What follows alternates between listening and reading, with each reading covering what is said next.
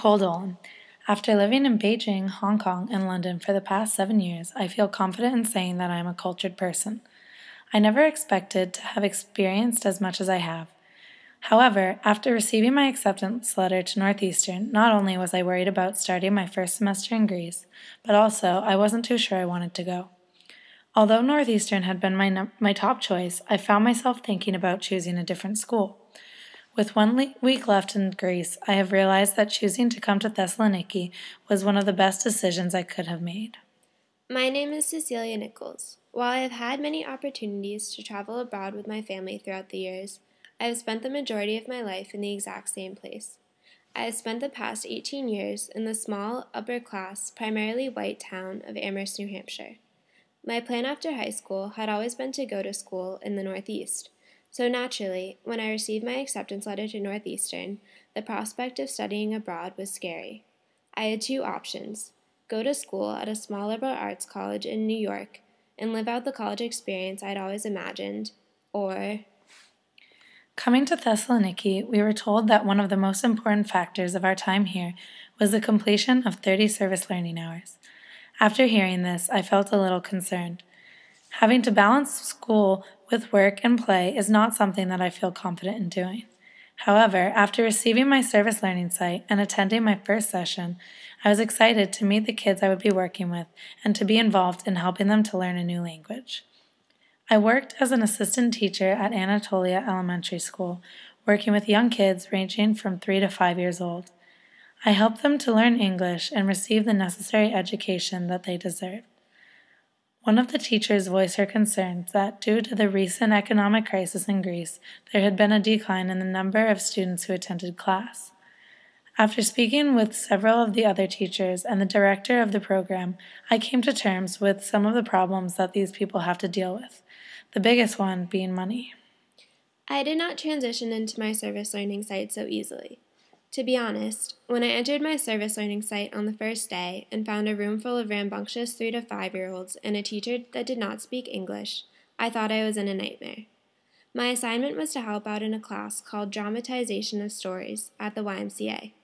The format of the class was as follows: introductions, games, story time, acting out the stories, and then more games. As the only English speaker in the room, I did not see how I fit into the situation. What was I able to do to help? As time passed and I continued with my site, I forced myself to take a new outlook. Instead of focusing on what I could not do at my site, like converse with the kids or help them with what to do, I focused on what I could do, like giving them encouraging smiles and helping them with nonverbal things. One of my favorite times from service learning was the second to last time that I was able to go.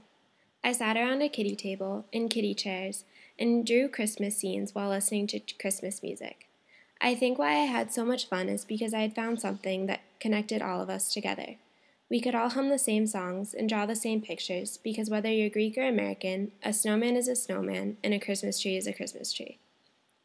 Over the course of my work at the YMCA, I also came to realize how important the class is. As with Nicole's service learning site, the class at the YMCA is very expensive for a working class family. Therefore, not many parents can afford to send their kids to this extracurricular class. However, the benefits of this class are numerous. Education in the creative arts creates a well-rounded person. Since classes in the creative arts are not as available to students in Greece compared to students from elsewhere, such as the U.S., the community as a whole is at a loss. Service learning was not the only way we were able to get to know our new home, Thessaloniki. We also had the obvious obligation of school. Classes like History of Thessaloniki, Greek music, and Greek language helped us to get to know Thessaloniki and its people. Having Greek teachers and Greek peers aided our transition as well. Going to school with other students that were from Greece was very helpful in the sense that they were able to help us adapt and show us the ropes of Thessaloniki. Many of us were able to make close friendships with fellow ACT students. However, most of our closest friendships were made with students from our NUN family. From day one at orientation, we bonded over activities such as scavenger hunts. We worked together as we tried to accomplish once menial tasks, such as laundry and shopping, that were now new and challenging.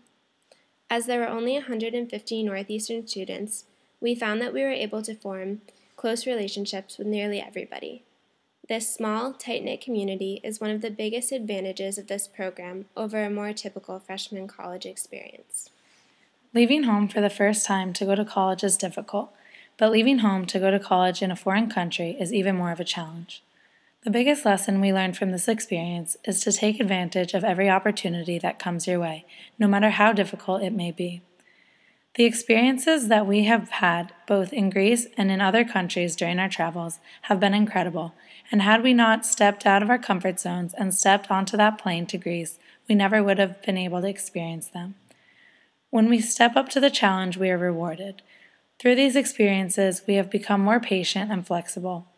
Whether we apply these new skills in our studies, at future service learning projects, or in future relationships we build, we are sure to be successful.